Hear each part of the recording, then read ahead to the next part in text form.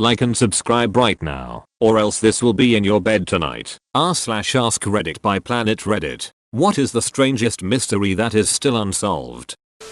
An unknown group of people broke into an FBI building, and no one has found out who they are. But the best part of the story is, they did it by leaving a sticky note that said do not lock the door tonight, and it worked. Edit. To everyone asking how they left the note, they just stuck the note to the front door. Probably should have specified. Edit 2. I'm an approved member of r/what's thrall now. Edit 3. I know it's been solved. I heard about it 8 years ago, and never learned that it was solved. Imagine being the guy who left it unlocked. I think that would be everyone that day. This is my favorite weird and barely known one. Back in 2013, an unknown group altered a power substation in California. By all appearances it was pretty sophisticated. Scouted firing positions. All casings wiped off prints. They targeted transformers so they'd take time to overheat before triggering any alarms. Also knew exactly when the police would arrive. No suspect or motive to this day. They also cut some fiber optic cables in a vault nearby. Conspiracy types think it was a dry run by Russia or possibly China to see how effective an attack like that might be. Wikipedia.org link. What kind of transformers? Autobots or Decepticons? I pushed a tiny amount of air out my nose. Who was Perseus? From 1943 to 1946, the Soviet Union had a higher-level spy in the Manhattan Project, codenamed Perseus. This spy was a scientist at the White Sands Missile Testing Site in NM, and the main research facilities in Los Alamos. Perseus saw pretty much the entire project start to finish, giving the Russians everything they needed to get to work on their own bomb. The fact that they were able to do so within 4 years of the end of World War II when their nations were still devastated is proof positive that Perseus helped a great deal. And to top it all off, Perseus was never caught or positively identified.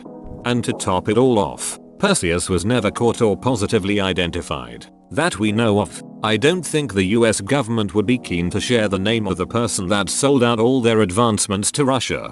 That's right. It could be embarrassing. Or the US could have ever assassinated him. Or the US could have turned him and work as a double agent. There are lots of different, but valid reasons why officials may not release Perseus's identity. Not to mention that this was decades ago and the very people who organized whatever happened may have destroyed enough records to cover this up permanently. There's a chance that despite US officials knowing who Perseus was back then, they may have covered it up so well that US officials today don't know who Perseus was. It's all very fascinating.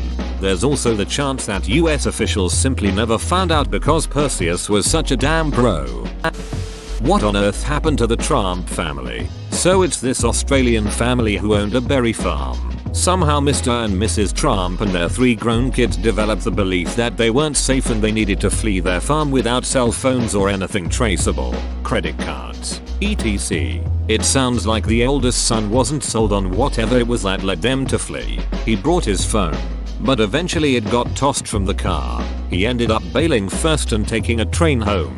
From there the rest of the family slowly separated and suffered various degrees of emotional breaks. The 2 girls stole the car. Somehow they got separated and one made it home, but the other was found on the floor in the backseat of some guy's car in a catatonic state. He spotted her after he started down the road. Eventually the parents were found wandering around aimlessly. Fortunately they were all okay physically, but WTF happened? Was someone actually after them? Were they delusional? As far as I know the family hasn't released any updates. Just read about this through the article you shared. How have all those involved, the family, police, medical professionals, remained so mum on what happened?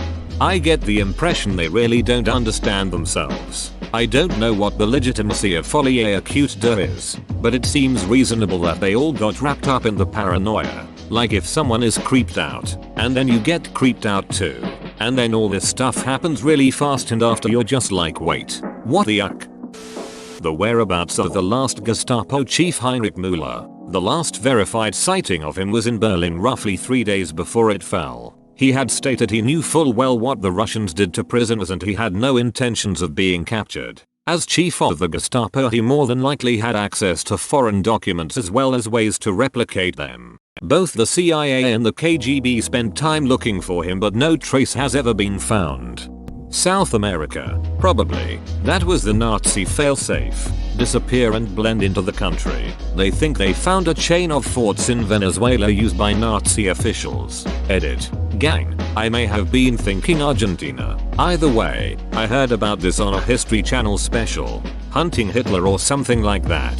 As far as I know, it's somewhat speculative, but a possibility. Fun fact. That's where many Confederates went after losing the war. Fled to Brazil where they had their own town. Ashur degree. Girl leaves her house in the middle of the night during a storm and disappeared. The only problem is that she was terrified of thunder and lightning and had no motive for leaving because her home life was fine. Then her clothes and backpack were found a year later in an abandoned construction site. Is this the girl wearing all white that they think is buried in a parking lot? No. She ran away during the early hours of the morning during a massive storm. She was spotted on the side of the highway but ran into the woods when anyone stopped. She had apparently packed a bag with some clothes and books which was found buried miles away from her home. She seems to have spent some time in an old shed, evidenced by candy wrappers. Fascinating case and one that keeps me up at night. Why would drive a little girl to take off from a loving home into the night and the wind and rain in February? Was she meeting someone? Was she groomed? Unfortunately, the case did not generate much popular interest at the time. Nice try, Netflix. You have to find interesting unsolved mysteries yourself. Nah man, we're an agency. I bet you can't guess which one. Also clear your search history. The of Ellen Greenberg. 27 stab wounds in different areas of the body. Edit. 20 stab wounds. 27 was her age at the time of death. Thanks for correcting you /Kmart 4165. Honestly, that's unreal. I'm glad the parents fought it. Looks like the case is going to trial next year. I hope the medical examiner doesn't die of before he has to testify why he changed the cause of death at the insistence of the police department. Stabbings are so ridiculous. There's a case from Denmark in 2003 where a woman was found dead by her husband, who called the police and said she had killed herself. She was on the bedroom floor next to a broken lamp. Her wristwatch was torn off and her panties pulled down. And she had 179 stab wounds. Because it was a Sunday, they had to call in a criminal assistant on his off day. And he deemed it because she had a history of depression. Which of the 3 astronauts aboard Apollo 10 was responsible for the floating turd? Who pooped the bunk? I think I read somewhere that it turned out to be a chocolate bar. I'll try to find it. Edit. Cannot find it. It very well may have been just a comment someone made that was never backed up. I can't say the choco bar is accurate, as the transcripts agree that it was a turd. Alas, waste management in space is a pain in the behind. That one time when the PM of Australia went to the beach. It even coined the term "do the Harold Holt" when you leave suddenly or without letting anyone know. Australian version of going to get some milk. What happened to Brian Shaffer? This happened in my hometown. This med student went to a bar with friends and then fully disappeared off the face of the earth. Edit. The podcast True Crime Garage has an incredible series on this case. The hosts are both from Columbus and around Brian's age. They talk through the whole case in depth, and they also have a few guests that they talk with as well. Yes, how the hell did he make it out of that bar without being seen? And after losing his whole family under sad circumstances. I hope his brother gets the chance to learn what happened to Brian. There was a case somewhat like this I saw recently where a guy apparently disappeared. Decades later they found his body in his car submerged in a lake. The Overtoun Bridge. It's a bridge in Scotland where dogs always unexplainably jump off. It's very strange and nobody knows for certain why they do this. Dogs who survived reportedly walked back up and jumped off again. They even had to put up a warning sign to keep your dog on a leash and to watch them. A lot of theories say maybe it's because of certain scents or animals down below, but most people have disagreed with this theory. It's fucking weird. Edit. In reality, I've done more research thanks to some comments, and it seems like people have romanticized this to make it creepier than it actually is. I don't know exactly what to believe since there's so much misinformation out there, but I'll just believe the articles who've done the most research for now. They say it was most likely not hundreds of dogs, because they can't find reports of that many jumping off like the legend says. It was only around 6, so it's likely that I was misinformed like so many other people were, and it's not actually a huge phenomenon lol. But it's still sad and a bit weird that 6 dogs jumped off. I remember that a new theory, which is supported by most experts, has something to do with the bridge's shape and resonant frequency creating sounds only audible to dogs. These sounds mess with the dog's perception and can drive them a bit mad. I feel like this might be easy to test by having owners walk their deaf dogs across the bridge and see if the dogs act differently, unless the frequency resonates within the body by touching the bridge and is not picked up in the ears. From there, the owner could set their deaf dog on a thick blanket on the bridge. That guy who ran away from the airport hopped the fence and was never seen again. Just read the wiki article on him. My money would be firmly on him having copped a subdural hematoma in Thibehindelt. Shame his friends didn't stay. They'd, almost certainly, have picked that something wasn't right, taken him back to hospital, and he'd have got a CT and then probably surgery to relieve it. For those wondering how it ties together, subdurals are slow bleeds of veins inside your head, often from a traumatic injury, that can keep bleeding and slowly over days can build enough pressure to cause pretty nasty symptoms. And paranoia, hallucinations, personality changes are definitely some of them. Source: doctor. Seen quite a few but only ever with more strokey symptoms and never the batshit mad symptoms. Lars Mittank. The Bobbits Void is a region of outer space that contains no galaxies or stars, and we don't know why. According to Wikipedia, there are 60 known galaxies where there should be around 2,000. Not quite zero, but interesting either way. Those are the galaxies that won. The guy's motive for shooting up all those people in Vegas. This one has bothered me for quite some time as well. The guy had no criminal record, no history of mental illness, no known religious or political affiliations, was financially well off, and no known relationship issues. Very strange indeed. I think there was some weird shit with his family though. No? His dad was an FBI wanted criminal who basically abandoned him, and one of his brothers got caught with childo and had OY trapped his house with explosives. I think it's safe to say he had relationship issues within his family. Some strange shit going on there. Oh god. Here I go on another 2-hour binge of reading every comment in the thread. It's 1 AM. I get scared reading these things and I can't stop. Help. The Tamanshud case, also known as the mystery of the Summiting Man, is an unsolved case of an unidentified man found dead at 6:30 AM, the 1st of December 1948, on the Summiting Park Beach, just south of Adelaide, South Australia. The case is named after the Persian phrase Tamanshud, meaning ended or finished, which was printed on a scrap of paper found months later in the fob pocket of the man's trousers. The scrap had been torn from the final page of a copy of Rubaiyat of Omar Khayyam, authored by 12th century poet Omar Khayyam. Tamim was misspelt as Taman in many early reports, and this error has often been repeated, leading to confusion about the name in the media. Def Cold War spy shit, no doubt. It was around the time of nuclear testing in South Australia, all the stuff they found on him and at the train station being untraceable, having no identification tags. The book was probably part of cipher. They may exhume him soon.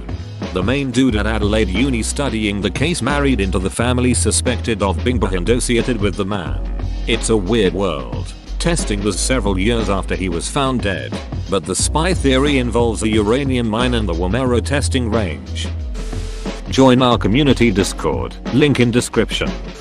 The Hinterkaifeck murders. Super creepy, and the fact that there was evidence the murderers were in the house watching the family for a while before killing them just totally freaks me out. Are you familiar with the book The Man from the Train? The writers think that it was a serial killer, German guy, that killed a bunch of families in the United States before going back to Germany.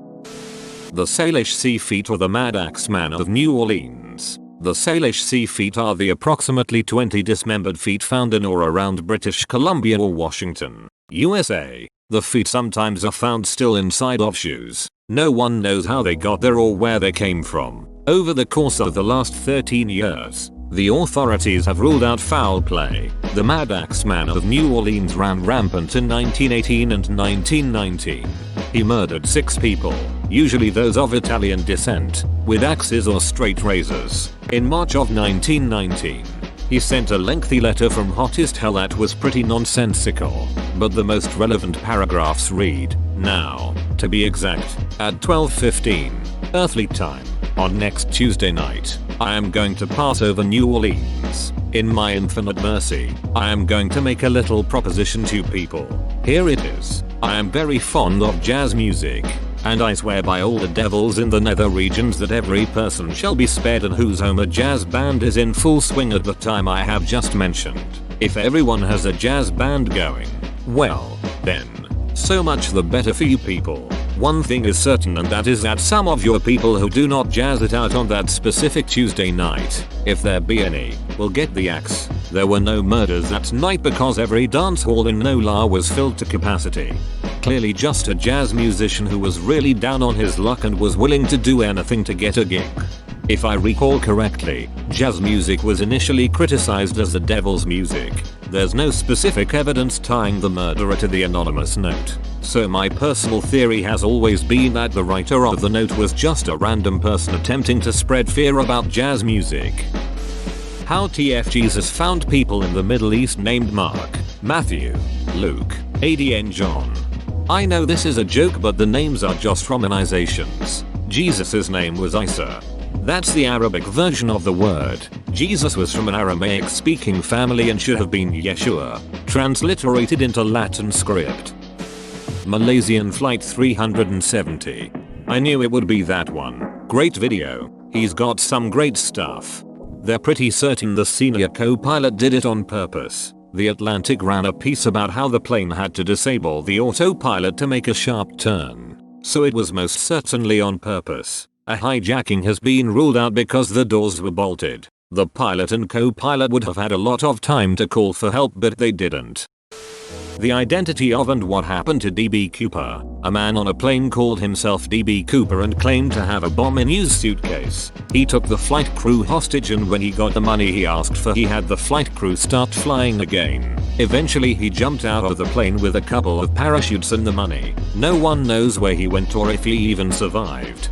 He went by Dan, not DB. For the record. Not that I know him. Or am him. I mean, come on. So you survived, huh? 3 lighthouse workers with impeccable mustaches traveled to a remote island on the 7th of December, 1900 for a lighthouse shift that should have lasted for 2 weeks. When a boat arrived to pick them up, they were gone. No trace of the bodies, and the lighthouse was strangely locked. Not only was the setting normal, meal ready to be served, but there was no fire in the fireplace, and the clock stopped. One of the men kept a log in a diary, and he said that the seas were rough one day, but when monitored, it was actually calm. No one knows what happened to them. Source 2 skip to 443. Edit. The mustaches have nothing to do with the story at all. I just really liked them. Those are impeccable mustaches. The Konka La Pass in Ladakh. This region lies in the disputed border of India and China, and is truly the most inaccessible places in the world. In 1962, the armies of both the countries were engaged in a severe conflict. After this, both China and India entered into an agreement according to which none will be allowed to patrol the region, but can keep an eye on it from a distance. After this, a popular belief floated that the Konka La Pass in Ladakh is a hideous base of UFOs. The area has forever remained a no man's land due to its territorial limits and is the reason why the UFOs have chosen it as their operational base. Reportedly, many have seen these UFOs and both the and Chinese governments are aware of these developments. In 2006, Google Maps 2 baffled the world with some images that looked like military facilities, but till date the whole issue remains mysterious and unexplainable. I just did some googling and seems China is pulling troops out of there today. I looked on Google Earth and it seems super remote. Is it the mountains that make it so inaccessible? Oh god, they're pulling troops out to let the aliens come. 2020 is about to get worse. MV Joyita. Barnacle growth high above the usual waterline on the port side showed that Joyita had been listing heavily for some time. There was some damage to the superstructure. Her flying bridge had been smashed away and the deckhouse had light damage and broken windows. A canvas awning had been rigged on top of the deckhouse behind the bridge. Joyita carried a dinghy and 3 Kali life rafts. 3, but all were missing. She did not carry enough life jackets for everyone on board. 7. The starboard engine was found to be covered by mattresses, while the port engine's clutch was still partially disassembled, showing that the vessel was still running on only one engine. An auxiliary pump had been rigged in the engine room, mounted on a plank of wood slung between the main engines. However, it had not been connected. The radio on board was tuned to the International Distress Channel, but when the equipment was inspected, a break was found in the cable between the set and the aerial. The cable had been painted over, obscuring the break. This would have limited the range of the radio to about 2 miles, 3.2 km. The electric clocks on board, wired into the vessel's generator, had stopped at 10:25 and the switches for the cabin lighting and navigation lights were on, implying that whatever had occurred happened at night. The ship's logbook, sextant, mechanical chronometer and other navigational equipment, as well as the firearms Miller kept in the boat, 7, were missing. Sounds to me like it had been damaged in a collision. People initially tried to patch it up, then got scared, probably due to the heavy listing, and decided to abandon it on the dinghy and life rafts. They probably made distress calls that remained unheard due to the antenna problem, and ended up lost adrift, like many sailors before them. People precipitously abandoning ships or camps in a mass panic is likely the explanation to many such mysteries, like the Marie Celeste, or even Dyatlov Pass. With the Dyatlov Pass, the mass panic explaining the behavior of the people makes sense. I think the weird wounds on the bodies seemingly caused by a large amount of pressure with no surface injury, and what caused that panic is what makes it a mystery. Why people keep pouring money into a hole in the ground on Oak Island, if you ask me. The show is the treasure. They rake in that sweet advertising money while not actually doing much more than recap past events and share about 15 minutes of new content. The treasure is the friends we made along the way. In 1977 we received a radio signal from outer space that lasted about 72 seconds. To this day, we still do not know where it originated from. The wow signal. No. What's crazy is that the signal lasted 72 seconds because we only had the recording capabilities for 72 seconds. It went on longer. 72 seconds? Not great, not terrible. In 1994, close to 100 school children, 60 on record, described seeing a disc-shaped craft land behind their school during morning break time in Ruwa, Zimbabwe. Many of them interacted with beings that fit the grey alien description, with the children receiving what is described as some sort of telepathic communication. They all still stick to their stories today. Example 1. Example 2. Example 3. Here is the original footage of the interviews with the kids at the school. YouTube.com link. 30 minutes. This is incredibly interesting and I truly find it to be the most legit UFO case ever recorded in history. Nearly 100 children who all telepathically spoke to an alien being are able to explain a consistent story with complex ideas that they have a difficult time even explaining. The 1987 Arkansas murders of Don Henry and Kevin Ives, and every single possible witness surrounding them, like Keith McCaskill, who claimed to be on the tracks that night. He talked to the special prosecutor about what he saw, then realized the prosecutor was dirty. After coming forth as a witness, he began saying goodbye to his loved ones and planned his own funeral arrangements. Shortly after, he was stabbed 113 times. That's like 113 too many. I myself am allergic to knives. Death of Ray Rivera, found dead in a meeting room in a hotel, fell through the roof. The last call he received was from his office, but the company placed all employees under a gag order so no one can talk to police. I too watch the new Unsolved Mysteries LOL. No, but seriously, this case is horrible and fascinating and I want answers. For his poor wife and family. WTF happened? What about his super sketchy one of his best friends that he worked with not saying a word? That note he left? It's a crazy story and I have so many questions.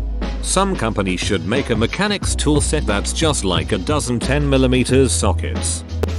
Flight 19 of the 5th of December, 1945. 5-bomber craft on a routine training run became lost while heading back and eventually disappeared entirely. Audio has them saying that they thought they had ended up over the Florida Keys, but wind could not have allowed that. Even more interesting is the fact the rescue craft dispatched to locate them also disappeared.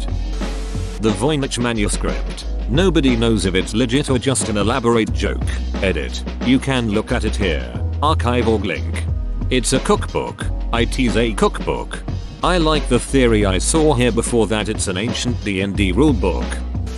The toxic death of Gloria Ramirez. 23 people became ill due to her mere presence and 5 were hospitalized. We have never worked out what happened. There's an episode of the Stuff You Should Know podcast that talks about it. About 8:15 p.m. on the evening of the 19th of February, 1994, Ramirez, suffering from severe heart palpitations, was brought into the emergency department of Riverside General Hospital by paramedics. She was extremely confused and was suffering from tachycardia and Cheyne-Stokes respiration. The medical staff injected her with diazepam, midazolam, and lorazepam to sedate her. When it became clear that Ramirez was responding poorly to treatment, the staff tried to defibrillate her heart. At that point several people saw an oily sheen covering Ramirez's body, and some noticed a fruity, garlic-like odor that they thought was coming from her mouth. A registered nurse named Susan Kane attempted to draw blood from Ramirez's arm and noticed an ammonia-like smell coming from the tube. Thanks for watching. Subscribe for 3 videos a day.